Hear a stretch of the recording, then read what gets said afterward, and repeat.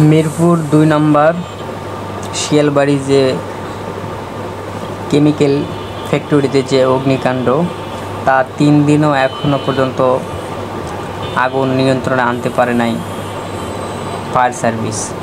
Fire সার্ভিসের ৩-৪টা unit দিনরাত ২৪ ঘন্টায় কাজ করে যাচ্ছে। হঠাৎ করে আজকে ৩ দিন পর আবার দেখা গেল ভয়াবহ একটা ধোঁয়ার যেভাবে উঠতেছে। তো ফায়ার সার্ভিসের কর্মীরা অনেক চেষ্টা করতেছে ধোঁয়া নিয়ন্ত্রণ করার জন্য। কেমিক্যাল আসলে আগুন যেটা ধরছিল এটা আসলে ভিতর থেকে এখন নিভে নাই, এটা আরও কয়েকদিন সময় লাগতে পারে। তো এখানে যখন পানি প্রয়োগ করতেছে, এটা যেন আগুন আরও বেশি করে বাড়তেছে। তো অনেক চেষ্টা করার পরও এখনও পর্যন্ত আগুন কোনোভাবেই ভিতরে যে আগুনটা জ্বলতেছে সেটা এখনও নিয়ন্ত্রণ করতে পারে নাই। তবে আজকে বাথরুম থেকে ৩ জন জীবিত উদ্ধার করছে ফায়ার সার্ভিস কর্মী। তো ফায়ার সার্ভিসের যে টিম অনেক চেষ্টা করতেছে, এখনও পর্যন্ত কোনোভাবেই এই যে ধোঁয়াটা বের হচ্ছে এই ধোঁয়াটা নিয়ন্ত্রণ করতে পারে নাই। চারিদিকে যে বিষাক্ত ধোঁয়া, আশেপাশে যেগুলোই গার্মেন্টস ছিল সব এখন আপাতত বন্ধ। তো এই ধোঁয়াটা খুবই বিষাক্ত, এখানে থাকা খুব রিস্ক।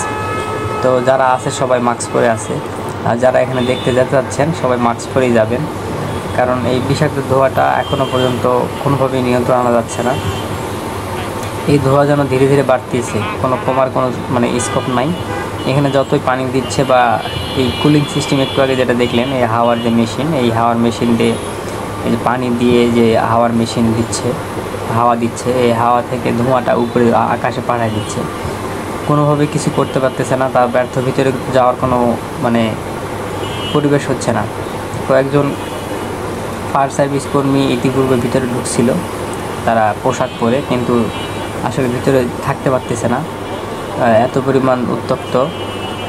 আর বিষাক্ত যে ধোঁয়া যে উঠতেছে, দেখতেই পাচ্ছেন ধোঁয়াটা কতটুকু ভয়াবহ। পানি কিন্তু অনর্গল পানি, এই যে 3 দিনে কিন্তু পানি কোনো সময় বন্ধ হয় না। দিনরাত 24 ঘন্টায় 3-4টা ইউনিট কঠিন পরিশ্রম করতেছে, তারপরে এখনও পর্যন্ত কোনোভাবেই এটা সম্ভব হয়নি যে ভিতরে ঢুকে যে পরিবেশটা। এখন তারা ড্রোন, বিভিন্ন পরিমাণ অত্যাধুনিক যন্ত্রপাতি দিয়ে তারা আগুন নিয়ন্ত্রণ করার চেষ্টা করতেছে। এই যে হাওয়ার যে কুলিং মেশিন, এই মেশিনটা দিয়ে উপরে হাওয়া পাঠিয়ে দিচ্ছে, ধোঁয়াটা, বিষাক্ত ধোঁয়াটা।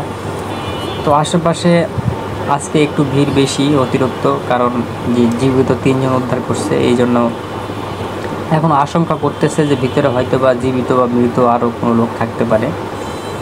তো এই জন্য এখনও চেষ্টা করে যাচ্ছে, কোনোভাবে নিয়ন্ত্রণ আসতে যাচ্ছে না। এখন এই যে কেমিক্যালের যে বয়লারগুলো আছে, তা আগুন ধরার একদিন আগে এই বয়লারে আরও